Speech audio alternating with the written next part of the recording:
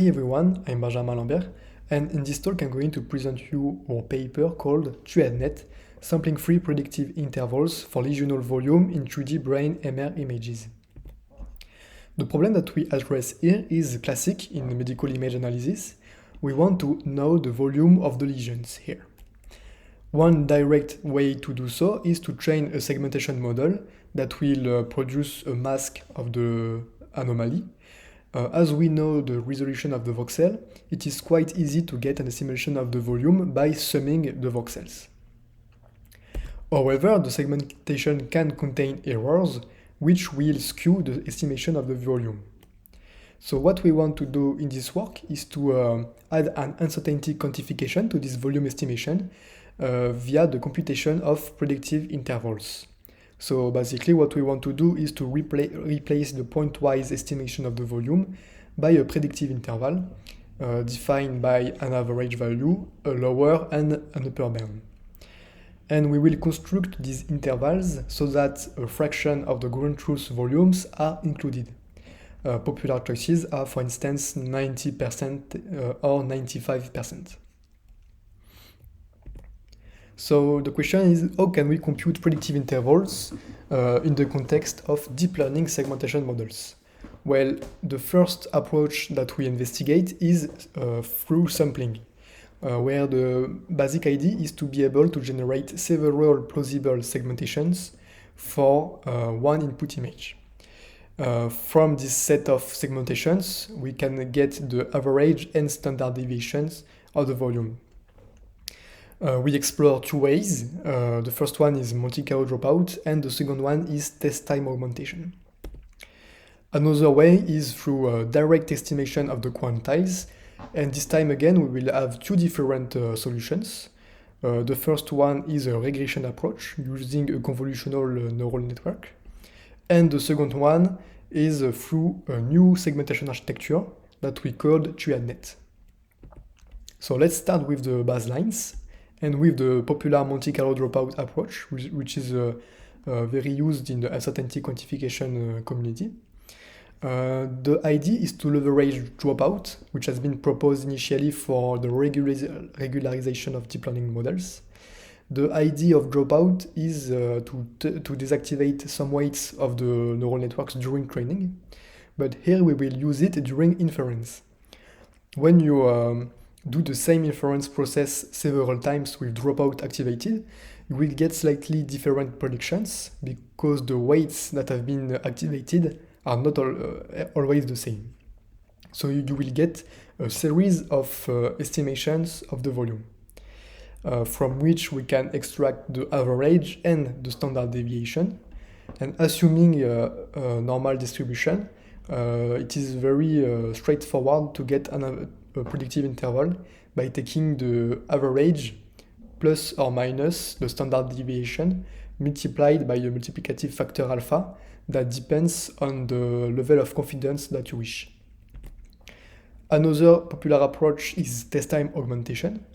Here, instead of modifying what's happening inside the model, we will modify the input. More particularly, we will use data augmentation to generate alternative versions of the input image. For example, we can use flip, rotations, or contrast augmentation. Each variant will be analyzed by the model, and we will get, this time again, several estimations of the volume. As for Monte Carlo dropout, we will get the average and the standard deviation to compute the interval. These approaches are quite easy to implement, however, they are based on sampling. So you need to predict 10 or 20 predictions for each input image, which in the case of 3D medical images is time consuming.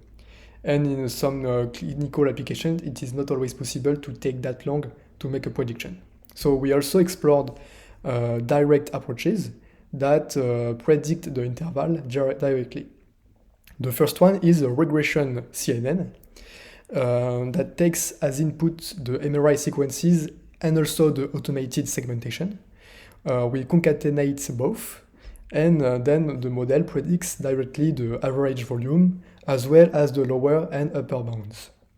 To train this type of model, we used the pinball loss, also called the quantile loss.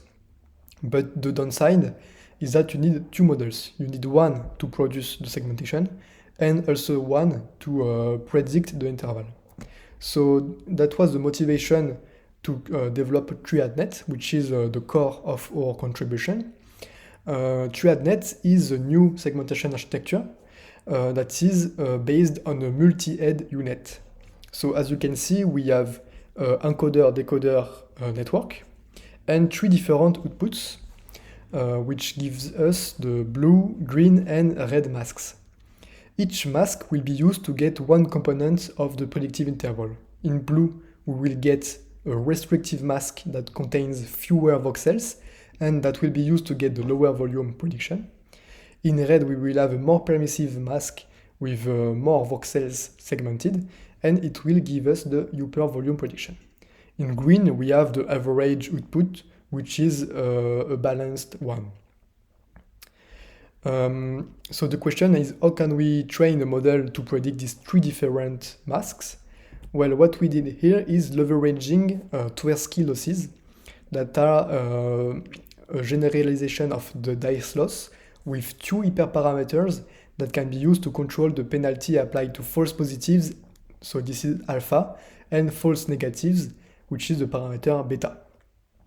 So for the lower bound, we want a mask that is more restrictive, so higher precision and a lower recall.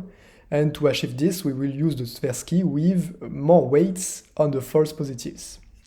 For the green one, we will use a balanced version of Tversky with the same penalty on both false positives and false negatives, which is equivalent to the dice loss. And for the red mask, we want to have lower precision and a higher recall, so we will put more penalties on the false negatives. And TriadNet is trained directly by averaging these three different Tversky losses. One important step when we want to work with predictive intervals is the calibration step. Because as I said in the beginning, we want to construct intervals that contains 90% or 95% of the ground truth volumes. And if we don't do the calibration step, we have no guarantees to achieve this coverage. So the calibration step is very crucial, and it is based on a set-aside calibration dataset that will be used to estimate corrective values, Q, for the predictive intervals. For the sampling-based approaches, the corrective value will be a multiplicative factor that we will apply to the standard deviation to enlarge the predictive intervals. And for the direct approaches, the corrective value Q will be additive. We will add it to the upper bound and subtract it to the lower bound. Now let's move on to the materials. So in this work, to prove the interest of TriadNet, we relied on the BraTS 2021 tumor segmentation dataset, which is composed of 1,251 annotated subjects. For each subject we have 4 MRI sequences, the T1, the T2, flare, and T1 with contrast enhancement. And we have 4 labels, the background and 3 tissue classes that are presented here. We have the necrotic part in red, the enhancing tumor in blue, and the edematous in green. In terms of methods, we need 3 different segmentation models in our experiments. To implement test time augmentation and regression network, we used a baseline attention unit 3D. To implement Monte Carlo dropout, we use a dropout version of this model. And for TriadNet, we trained the multi-head architecture that I presented earlier. For the baseline and dropout models, we use the dice loss to train the model. And for TriadNet is the compound Tversky losses. Finally, we trained each backbone 5 times in order to get robust performance estimates. Now I will present the evaluation setting. So we compared the 4 approaches for each tumor class independently, so the necrotic, enhancing tumor, and edematous, and we focused on 90% predictive intervals. In our experiments, we will get this type of curves. For each subject, we will get one estimation of the volume in blue and one associated predictive interval presented here in gray. We also have access to the ground truth tumor volume that appears here in red. From this curve, we can extract several important metrics to estimate the quality of the interval. The first one is the empiric coverage, that we want to be as close as possible to the target coverage of 90%. To compute it, it is quite straightforward. We will look at the percentage of intervals that contain the ground truth volume. So in this simple example, we have 4 out of 5 predictive intervals that contain the ground truth volume, so it's equal to a coverage of 80%. We will also compute the mean average error, which is the distance between the predicted and ground truth volume, and finally the average predictive interval wide that corresponds to the average distance between the upper and lower bound, and we want it to be as close as possible, as small as possible, to be more informative. So now let's move on to the results, starting with the necrosis class. I'm showing you the predictive intervals in gray. In the black dashed line, we have the true volume, and in red, we have the estimated volume. The x-axis corresponds to the subject ID, and they are ordered from the smallest volume to the highest volume to have a better visualization. Looking at the metrics, we can see that each method have coverage above 90%. The average interval wide is smaller for TriadNet than for other baseline, and we also have the best mean average error, so we have a more accurate estimation of the volume. In terms of inference time, TriadNet and regression network are below 1 second per image, while sampling-based approach take much more time. Visually, we can also see that the intervals predicted by TriadNet are less noisy than other approaches. Sometimes we can see that there is these spikes, these peaks, that are much less for TriadNet. It is the same trend for edematous. This time again, we have the best wide predicted by TriadNet, the smallest one.